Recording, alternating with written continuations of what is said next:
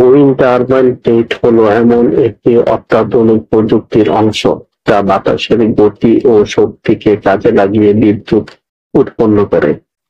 Wind turbine plate হলো বিশাল আকৃতির ঘূর্ণায়মান পাখা যা বাতাসের গতিবেগ ব্যবহার করে ঘুরতে থাকে। এই ঘূর্ণয়নের মাধ্যমে টারবাইনের মধ্যে থাকা জেনারেটর বিদ্যুৎ শক্তি তৈরি করে। ব্লেডগুলো সাধারণত ফাইবার গ্লাস, কার্বন ফাইবার বা কম্পোজিট ম্যাটেরিয়াল দিয়ে তৈরি। এগুলিকে এমনভাবে ডিজাইন করা হয় যেন এটি বিমান পাখার ন্যায় বাঁকা আকৃতি ধারণ করে। একে এরোফয়েল শেড বলা হয়। ব্লেডের উপর দিয়ে বাতাস চলাচল করে।